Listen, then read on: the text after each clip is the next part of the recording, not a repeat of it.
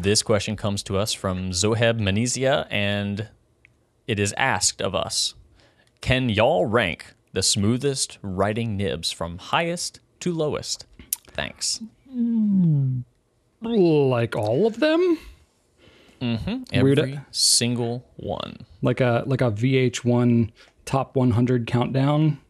Those like irresistible things that whenever it would come on, you'd be like, oh, well, I got to watch this. And you're in for like 5 hours, you know. But now there's YouTube and you can watch like 15-minute compilations of the same thing. No, I think we can break this one down to kind of a discussion about smoothness in general. Maybe talk about what nibs kind of are on one severe end of the spectrum and then maybe the other end of the spectrum. Yeah, well, I mean, I think we're going to have to do that because the thing that I both love and hate about this whole fountain pen thing is that there are so many different options and so many different variables. There are definitely some brands that you can maybe generalize in terms of a writing experience, but a lot of times you're breaking things down into the individual pen model and oftentimes individual nib size within a given model to talk about its specific qualities, such as smoothness of writing.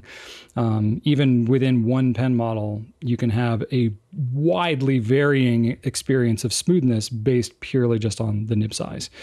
So I think can be a pretty safe generalization across all brands that if you have one pen model, the broader nibs are generally going to be a lot smoother because you have a larger surface area that's contacting the paper.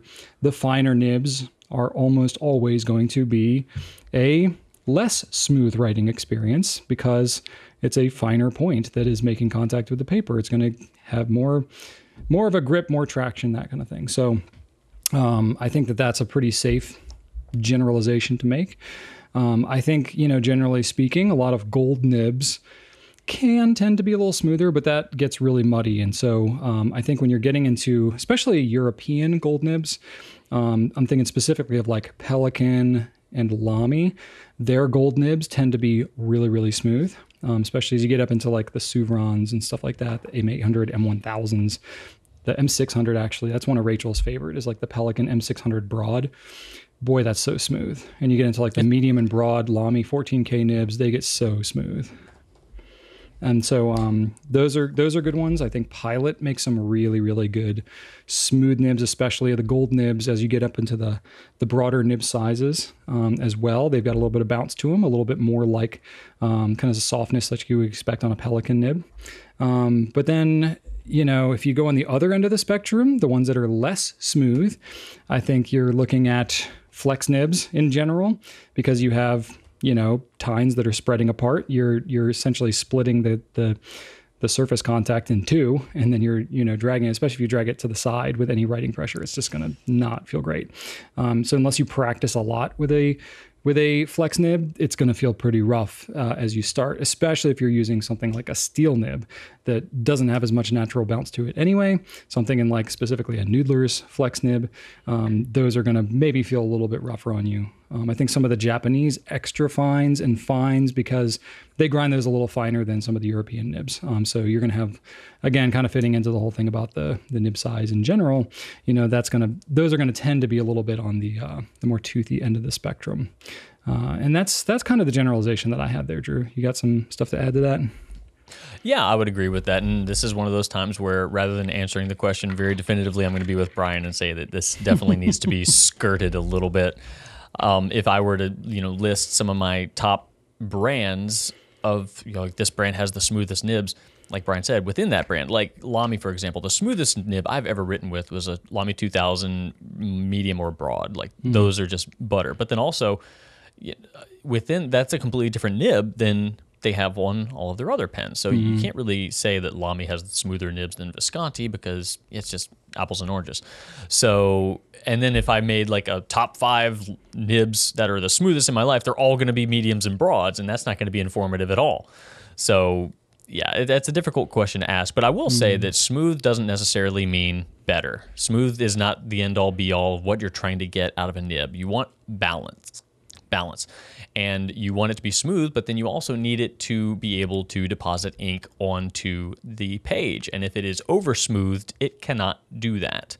So there are some nibs, specifically, I can think of like Sailor and Aurora, who don't try to go all the way into smooth as silk territory so that you can have a more consistent, more reliable writing experience. And sure, they could try to smooth it and try to like, dial it in perfectly, but they don't do that. They're like, let's just do what we need to do to make it so it's not scratchy by any means, but it's gonna grip enough to put the ink down. So those come to mind as unique examples of fountain pen companies who produce their nibs with specific coarseness to them, so that it's more of a tactile, haptic sort of experience for you writing wise. And then I would also just add that what Brian said about German nibs, especially the larger nibs being extra smooth, and a lot of that, not a lot of it, but a portion of that also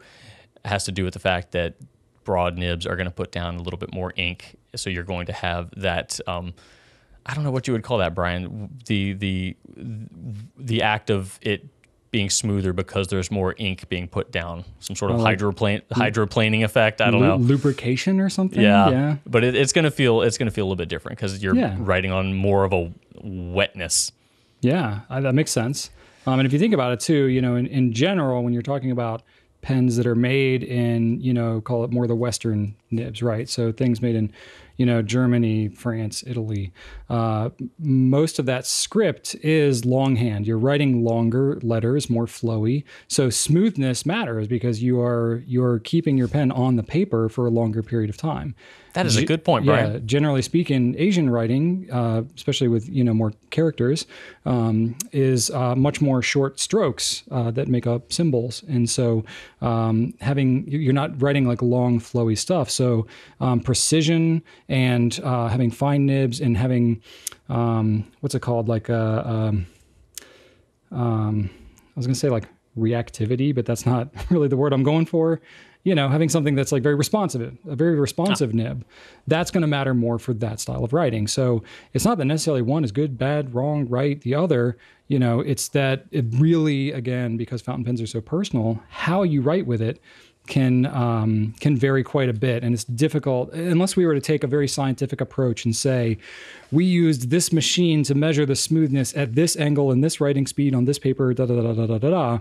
We can't say definitively this nib is smoother than this one because there are a lot of different variables, even just in terms of the writing angle that you use.